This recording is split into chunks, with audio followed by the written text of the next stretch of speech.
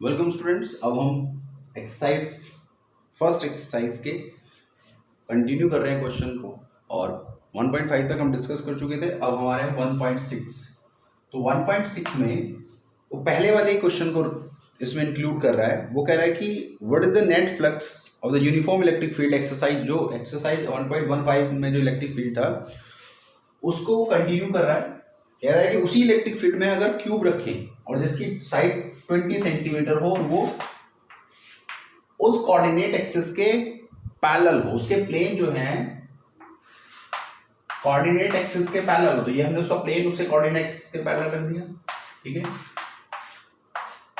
तो कुछ इस तरीके से क्यूब है। अब देखिए जो इलेक्ट्रिक फील्ड है वो इस तरीके से पास आउट हो रहा है इस डायरेक्शन में, तो आंसर तो इसका डायरेक्ट आ जाएगा।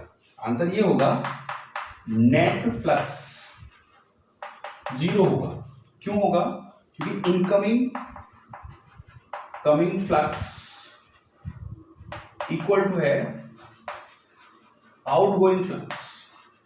जितना एंटर कर रहा है उतना ही इजेक्ट आउट हो रहा है, तो जितना एंटर कर रहा है उतना इजेक्ट आउट हो रहा है। तो इसका मतलब क्या होगा? नेट फ्लक्स क्या हो गया? जीरो। अगर इसको मैथमेटिकली समझें तो मैथमेटिकली क्या होगा कि इस फेज से एंटर कर रहा है और इस फेज से इजेक्ट आउट हो रहा है, बाकी अदर किसी फेज से इलेक्ट्रिक लाइंस पास आउट नहीं कर रही, क्योंकि एक्स कोऑर्डिनेट में है। तो एक्स कोऑर्डिनेट में जो लाइंस हैं वो केवल इन्हीं के एरिया से पास होंगी। ठीक है, तो फ्लक्स केवल इन दो ही फेसेस से मिलेगा।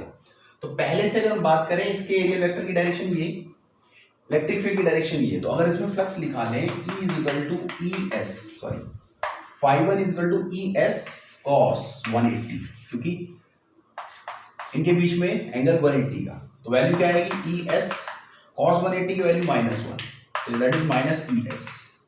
अब दूसरे सरफेस पे आ जाइए इससे, तो इलेक्ट्रिक फील्ड की भी यही डायरेक्शन और एरियल वेक्टर की भी यही डायरेक्शन, तो एंगल क्या होगा? φ2 के लिए होगा ई एस कॉस 0, तो वैल्यू कितनी हुई? E S. नेट फ्लक्स की बात करें, नेट फ्लक्स तो φ equal to φ1 plus φ2 E S minus E S equal to 0। तो मैथमेटिक्स ये हो गई इसकी। क्लियर? तो स्क्रीनशॉट ले सकते हैं आप इसका। चलिए नेक्स्ट प्रॉब्लम पे चलते हैं।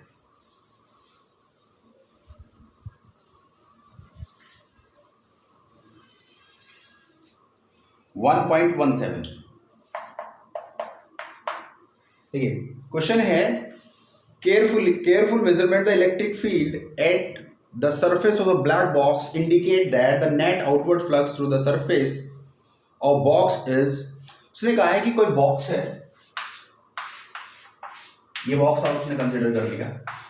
ठीक है, फिर क्या कह रहा है? कह रहा है कि surface of the black box indicate that the net outward flux through the surface of the box is this।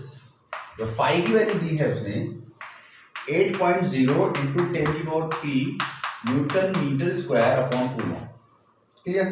What is the net charge inside the box? तो सबसे पहला पार्ट है नेट चार्ज जो निकालना है हमें। ठीक है, और सेकंड पार्ट पूछ रहा है if the net outward flux through the surface of the box were 0 could you conclude that there were no charge inside the box? Why or why not? कह रहा है कि अगर नेट फ्लक्स 0 है, इस आउटवर्ड नेट फ्लक्स 0 है, तो इससे क्या ये कंक्लूजन निकाला जा सकता है कि इसके इनसाइड चार्ज है कि नहीं है? अगर है तो क्यों, और नहीं है तो क्यों, दोनों की एक्सप्लेनेशन देनी है। तो कह रहा है कि नेट फ्लक्स 0 है, तो व्हाट इज द कंक्लूजन बताना है क्या है इसके बीच। ठीक है, तो देखिए पहले क्वेश्चन को सिंपल ये गॉस थ्योरम की एप्लीकेशन हम यूज करेंगे। गॉस क्या कह रहा है कि फ्लक्स अगर हमें पता है तो φ is equal to Q upon epsilon naught, क्योंकि इसने इनक्लोज कर रखा है, यही सारा इनक्लोज सरफेस एरिया है। तो इनक्लोज सरफेस एरिया से जो फ्लक्स है वो φ is equal to Q upon epsilon naught होता है। तो यहाँ से नेट चार्ज क्या होगा? Q is equal to epsilon naught into φ। Clear? तो पहला क्वेश्चन का आंसर आ गया। तो एप्सिलॉन नॉट यानी कि 8.85 इंटू 10⁻⁻12, फाई की वैल्यू है 8 इंटू 10⁻³ तो सिंप्लीफाई कर लिया तो ठीक,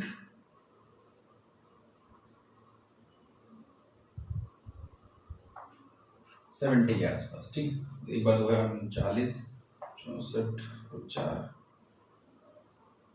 40, 64 और 4, 68 या 6, 64 और 6। ठीक, तो यहाँ पर 2 पॉइंट बाद 0 हो गया, इंटू 10 की पावर -9। क्लियर, तो ये हो गया 7.0 इंटू 10 की पावर 8 -8 कूलम। ठीक है, या इसको और सिंप्लीफाई करें तो ये कुछ ऐसे आएगा 700 माइक्रो कूलम, यानी कि 700 माइक्रो कूलम। क्लियर। अब सेकंड पार्ट में क्या कह रहा है, क्या नेट फ्लक्स, अगर नेट फ्लक्स 0 है तो चार्ज के बारे में आप क्या एक्सप्लेनेशन देंगे। देखिए, कहीं पर नेट फ्लक्स 0 होने का मतलब ये बिल्कुल नहीं है कि वहां पर नेट चार्ज 0 होगा। हाँ, ये मतलब बिल्कुल नहीं कि वहां पर चार्ज प्रेजेंट नहीं होगा। हाँ, इसका कंक्लूजन ये जरूर है, कह सकते हैं आप कि वहां पर नेट चार्ज 0 होगा। सेकंड पार्ट में ये कंक्लूजन निकलेगा, नेट चार्ज 0, मतलब जितना पॉजिटिव चार्ज होगा उतना ही नेगेटिव चार्ज प्रेजेंट होगा। क्लियर। तो नेट फ्लक्स 0 होने का मतलब ये नहीं है कि यहां पर नेट चार्ज 0 है। तो इसका मतलब क्या है, यहां पर है तो plus and minus equal amount. ठीक है, इक्वल अमाउंट में प्लस और माइनस चार्ज प्रेजेंस है, तो इसके रिस्पेक्टिवली यहां पर नेट फ्लक्स इसलिए 0 है। क्लियर होगी बात। चलिए नेक्स्ट क्वेश्चन की बात करते हैं। 1.18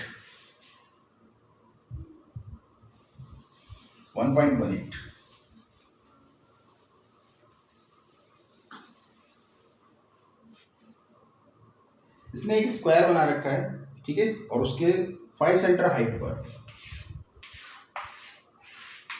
ये स्क्वायर है, और इससे 5 सेंटीमीटर की हाइट पर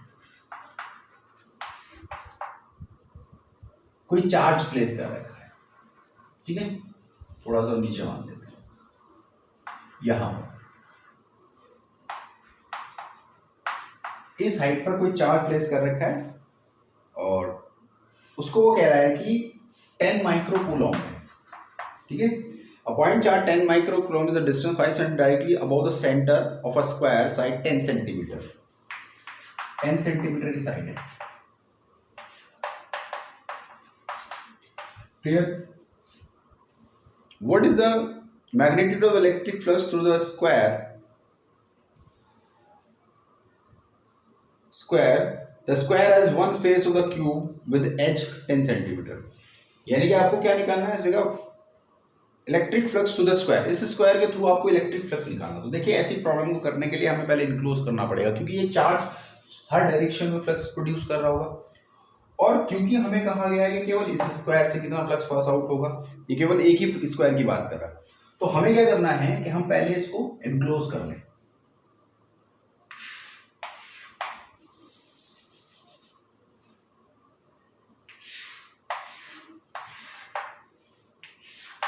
तो हमने इसको पहले इनक्लोज कर लिया, ये इनक्लोज हो गया। तो एक तरीके से स्क्वायर से हमने इसको इनक्लोज कर लिया। क्लियर। तो अब आपके पास गॉस थ्योरम के अकॉर्डिंग 1.18, तो according to Gauss theorem net flux phi is equal to Q upon epsilon naught। Clear. तो यानी कि सभी फेसेस से जो फ्लक्स आ रहा होगा वो ये आएगा। तो नेट फ्लक्स क्या होगा, Q upon epsilon naught, but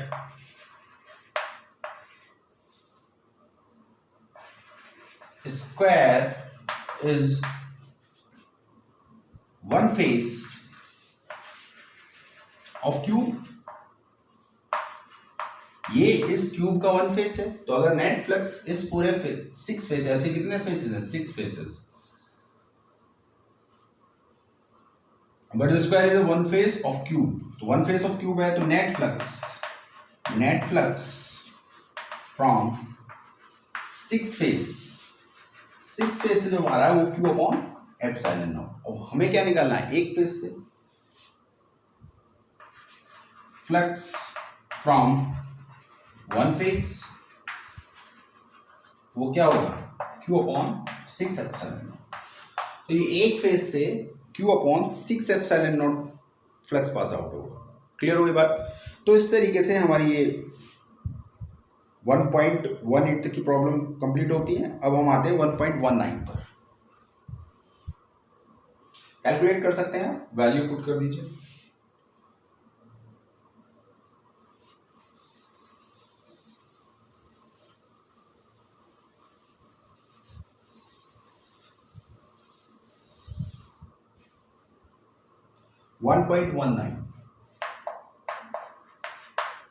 ये कह रहा है point charge of 2 microcoulomb is at the centre of a cubic Gaussian surface 9 centimetre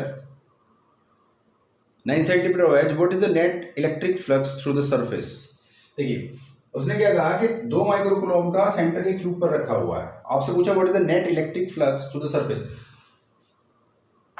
ये क्यूब हो गया, वही सिंपल प्रॉब्लम है पहले वाले की। यहाँ सेंटर पे रखा है तो नेट फ्लक्स क्या होगा।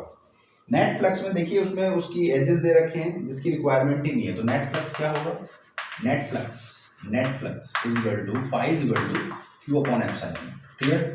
क्यू की वैल्यू दे रखी है 2 इंटू 10⁻⁻6 माइक्रोकूलम, और ये एप्सिलॉन नोट की वैल्यू 8.85 इंटू 10⁻12।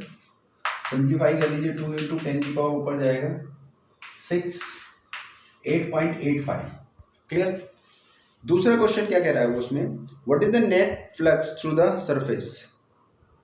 तो नेट फ्लक्स जिस हाँ, तो उसने what is the net flux through the surface पूछा, तो ये आपका नेट फ्लक्स आ गया। ठीक है, इसको आप सिंप्लीफाई कर लेंगे। चलिए अब नेक्स्ट पे बात करते हैं हम 1.20। देखिए कैलकुलेशन आप खुद कर लेंगे, नहीं तो इसमें इसी में टाइम वेस्ट होगा बहुत ज़्यादा, और बाकी प्रॉब्लम जल्दी से डिस्कस नहीं हो पाएंगी।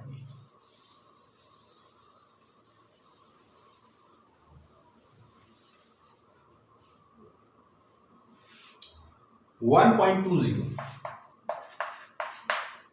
तो 1.20 में क्या कहता है कि a point charge causes an electric flux. कोई चार्ज है वो इलेक्ट्रिक फ्लक्स प्रोड्यूस कर रहा है to pass through the spherical Gaussian surface 10 centimetre radius centre on the charge. 10 centimeter radius center on the charge. If the radius Gaussian surface were double, how much flux would it pass through the surface? उसने कहा कि कोई charge है यहाँ पर, ठीक है, और कोई Gaussian surface है इसके चारों तरफ, उसके सेंटर पे रखा है चार्ज, और जो रेडियस है इसकी Gaussian surface की वो 10 सेंटीमीटर है, ठीक है। और इसके लिए वो कह रहा है कि जो फ्लक्स आ रहा है इससे, फाइव की जो वैल्यू दी है उसने वो दी है -1.0 इंटू 10⁻³ न्यूटन मीटर स्क्वायर पर coulomb. Clear.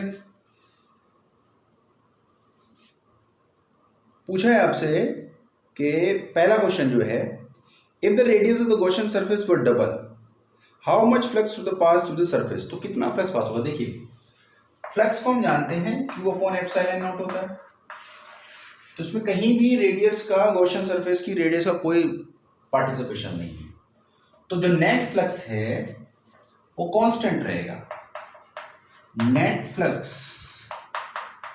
Does not depend on the radius of Gaussian surface.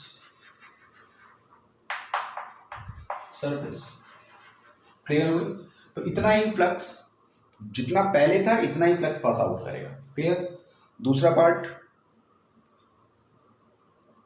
Second part में कह रहा है what is the value of the point charge. तो सिंपल है, पॉइंट चार्ज की वैल्यू आप निकाल सकते हैं। फाई की वैल्यू क्या है 1.0 into 10⁻³ into epsilon naught is equal to Q। Simplify करने के बाद Q की वैल्यू आई आपकी 8.85 इंटू 10⁻12 इंटू 1 इंटू 10⁻3। माइनस है तो इसका मतलब पोलैरिटी चार्ज की माइनस है, तो 8.85 इंटू 10⁻9। क्लियर? तो इतना कूलॉम चार्ज सेंटर पर रखा हुआ है। क्लियर होगी बात? चलिए नेक्स्ट प्रॉब्लम पे आते हैं। नेक्स्ट प्रॉब्लम है 1.21।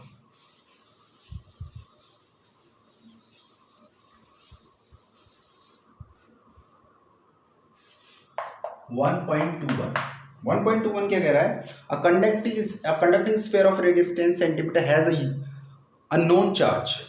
If the electric field 20 centimeter from the center of the sphere is itna, and the point radially inward, what is the net charge on the sphere? एक conducting sphere है, ठीक है, और radius 10 centimetre है। Conducting sphere उसने मान लिया, उसकी रेडियस 10 सेंटीमीटर है। क्लियर? और has unknown charge, unknown charge है तो पहली बात तो कंडक्टर है तो उसके सरफेस पे चार्ज होगा, फर्स्ट थिंग ये होगा, ठीक। दूसरी चीज, if the electric field 20 centimetre from the centre of the sphere, यानी कि 10 और 10 इसको और आगे बढ़ा दीजिए, तो यहां पर जो इलेक्ट्रिक फील्ड है उसकी वैल्यू उसने दे रखी है। इलेक्ट्रिक फील्ड की वैल्यू दी है उसने, E is equal to 1.5 into 10⁻³ newton पर कूलम, ठीक है। पॉइंट रेडियली इनवर्ड, डायरेक्शन है रेडियली, यानी कि इलेक्ट्रिक फील्ड ऐसे है, उसका मतलब क्या है? माइनस चार्ज है ये, जिसको हम प्लस करें माइनस चार्ज है।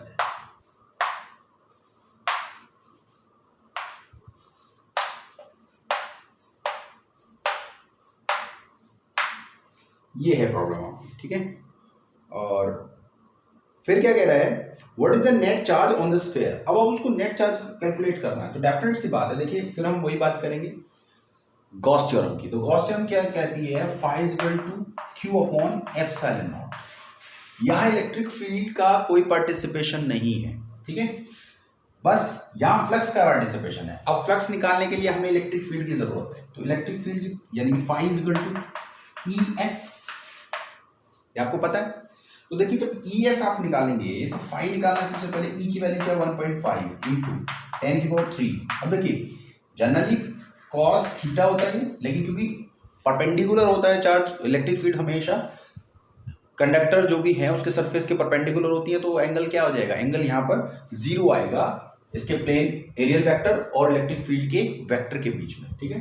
तो यानी कि S की अगर हम बात करें तो उनके बीच में 0 का है, तो S अगर क्या है, क्योंकि ये स्फीयर है 10 सेंटीमीटर रेडियस का, तो अब आप ध्यान दीजिए, जब आप 10 सेंटीमीटर रेडियस का स्फीयर की बात कर रहे हैं, तो अब यहाँ पर हम क्या बात करेंगे, क्योंकि यहाँ पर जब हम फ्लक्स निकालेंगे तो इलेक्ट्रिक फील्ड की इंटेंसिटी स्प्रेड आउट होने पर इलेक्ट्रिक फील्ड इंटेंसिटी वीक होता है। अगर हम यहाँ इलेक्ट्रिक फील्ड की बात करें और यहाँ बात करें तो दोनों में डिफरेंस है। यहाँ पर इलेक्ट्रिक फील्ड E1 E2, क्योंकि E is inversely proportional to R square, तो हमें फिर इलेक्ट्रिक फील्ड भी, क्योंकि इसने इलेक्ट्रिक फील्ड जो दे रखा है वो रीड करते हैं, कहाँ दिया है इसने इलेक्ट्रिक फील्ड की पोजीशन कहाँ पर दी है। If the electric field 20 centimetre from the centre of the sphere is, वो 20 सेंटीमीटर भी दिया, मतलब यहाँ पर इलेक्ट्रिक फील्ड की कैलकुलेशन दी है, तो यहाँ पर यही का गॉसियन सरफेस लेना पड़ेगा। तो यानी कि इलेक्ट्रिक फील्ड वेरी कर रहा है, तो इसीलिए हमें गॉसियन सरफेस, इलेक्ट्रिक फील्ड यहाँ दिया तो इसीलिए हमने गॉसियन सरफेस यहाँ का लेना है, तो दैट इज 4πr²। क्लियर? तो यहाँ पर आपके पास आ गया 1.5 into 10⁻³ into 4 into 2/7 into R की वैल्यू कितनी है? 20, तो 20 का स्क्वायर इंटू 10⁻⁴, क्योंकि मैंने सेंटीमीटर को मीटर में कन्वर्ट कर लिया, ठीक है। तो ये वैल्यू आप कैलकुलेट करेंगे तो 1.5 इंटू 4 इंटू 22/7 इंटू ये value as it is put कर देते हैं, ये हो गया 400, ठीक है, और 10⁻⁴, तो दो वैल्यू यहां से कैंसिल आउट हो जाएंगी, ठीक है।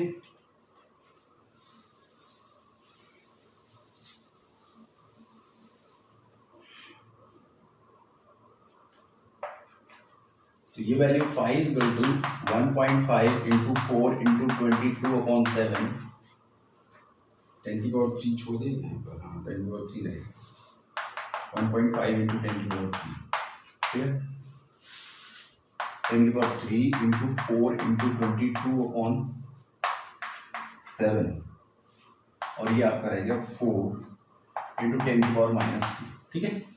ये फ्लक्स आपके पास है। अब हमें क्या निकालना है, हमें नेट चार्ज निकालना है।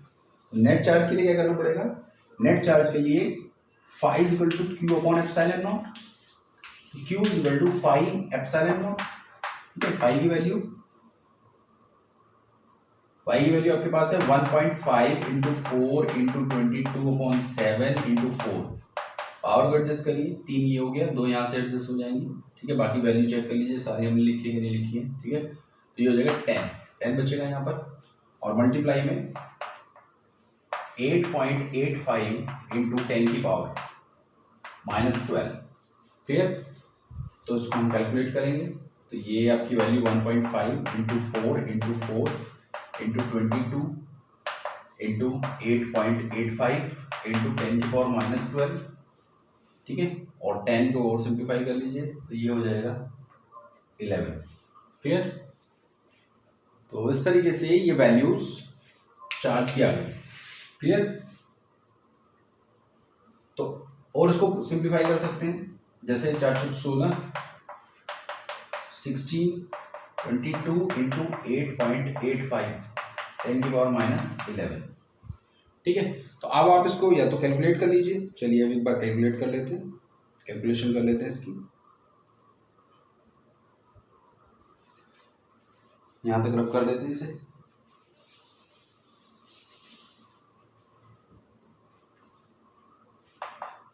यस 16 पंजे 80, 16 और 8 से 14 24, ठीक, 24, ठीक, 0, ठीक। ये हो गया 22 इंटू 8.85 इंटू 10 की पावर -11, 24 और 22 की मल्टीप्लाई कर दीजिए, ठीक है।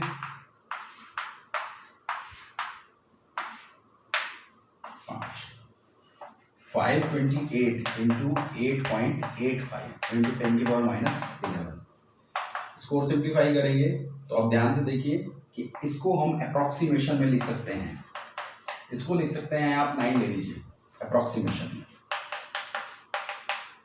कैलकुलेशन को आसान करने के लिए। अगर वैसे करना चाहते हैं 8.85 से कर दीजिए, नहीं तो मैंने अप्रोक्सीमेट कर दिया पूरा, ठीक है। तो 9 2 18 और 8 7 15 25 2 9 5 45 46 47 47, ठीक है। 10 की पावर -11 फुल ऑन, और सिंप्लीफाई करिए 4.752 इंटू 10 की पावर 3 एडजस्ट हो जाएंगी, तो 3 जाएगी 9, ठीक है, फुल ऑन। तो इतना चार्ज एग्जिस्ट कर रहा है उस कंडक्टर की सरफेस पे, ठीक है। चलिए नेक्स्ट प्रॉब्लम की बात कर रहे हैं। कैलकुलेशन में एक बार फिर ध्यान से देख लीजिएगा, कहीं कोई मिस्टेक तो नहीं है, पैटर्न यही है।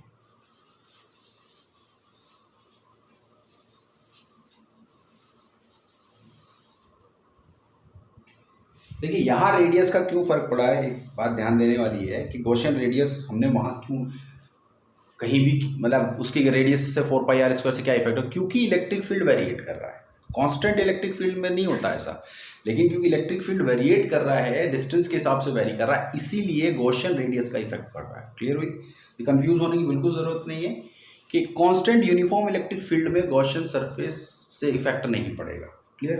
लेकिन हाँ, अगर वेरिएट कर रहा होगा electric field, variable electric field होगा, तो गॉसियन रेडियस का इफेक्ट पड़ेगा, क्लियर। चलिए अब बात कर रहे हैं हम 1.22 problem. A uniform charge conducting sphere of 2.4 meter diameter has surface charge density. Surface charge density दे रखी है सिग्मा 80.0 माइक्रोकूलॉम पर metre square. Find the charge on the sphere. तो स्फीयर पे चार्ज निकालना, तो देखिए सिग्मा क्या होता है, चार्ज डेंसिटी Q अपॉन 4πr², क्लियर। और रेडियस कितनी दे रखी है इस स्फीयर की, इस स्फीयर की दे रखी है रेडियस है 2.4 मीटर। क्लियर? तो चार्ज क्या हो गया सिग्मा 80, ठीक है, इंटू 10⁻⁻6 माइक्रोकूलम है, ठीक। और ये multiply 4 pi R, 4 into 22/7 into R square, तो 2.4 का होल स्क्वायर, ठीक है। तो ये 8 इंटू 10⁻⁻5, 4 इंटू 22/7, और ये आपका 2.4 इंटू 2.4। इसको और सिंप्लीफाई कर लीजिए तो आप 32 और 4 into 22 into 2.4 into 2.4 into 10⁻⁻5 divide by 7, ठीक है। इसको और सिंप्लीफाई करेंगे तो कितना होगा, 2.4 को एडजस्ट कर लेते हैं तो हम सीधी पहले 32 की मल्टीप्लाई कर लेते हैं। 22 में 4 6 4 6, ठीक है। ये आ गया 4 0 7, और 7 0 4 में आप मल्टीप्लाई कर दीजिए 24 624 आई थिंक, 4 चौक 16, 6 2 4 दूनी 8 9 8 4 6 9 8 17 1 5, तो 5 7 6। और आप ध्यान से देखिए दो मल्टीप्लिकेशन 7 0 4 और 5 7 6, पॉइंट को एडजस्ट कर लेते हैं, 10 की पावर 2 पॉइंट और बढ़ा देते हैं, -7 डिवाइड बाई 7, ठीक है। अप्रोक्सीमेशन और लगा सकते हैं, जैसे 7.04 लिख सकते हैं, 10 की पावर -5 एडजस्ट हो गई, 576 डिवाइड बाई 7, क्लियर।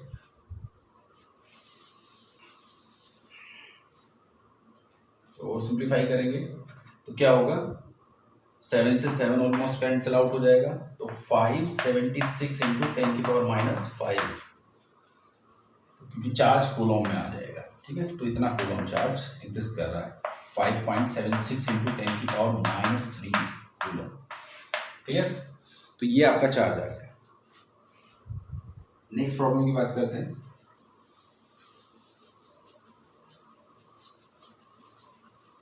ये आपका 1.23, ठीक है, 1.23 क्या कह रहा है, इनफाइनाइट लाइन नहीं, इसका सेकंड पार्ट भी था कुछ, what is the total electric flux leaving the surface of the sphere. तो टोटल इलेक्ट्रिक फ्लक्स निकालना, तो सिंपल है, वहां पर फाई इक्वल टू, जब चार्ज निकालेंगे, पहले वाली प्रॉब्लम की बात कर रहे हैं 1.22 की, तो फाई आपका आ जाएगा, फाई क्या होगा, Q अपॉन एप्सिलॉन नॉट। तो Q की वैल्यू हमने निकाली थी, कितनी आई थी हमारी Q की वैल्यू, 5 पॉइंट समथिंग आई थी, 7 इंटू 10 की पावर -3 और 8.85 इंटू 10 की पावर -12, क्लियर। तो सिंप्लीफाई कर लेंगे, हो जाएगा, ठीक है। तो चलिए कंटिन्यू करते हैं 1.23 पे। 1.23 देखिए, 1.23 में क्या कह रहा है,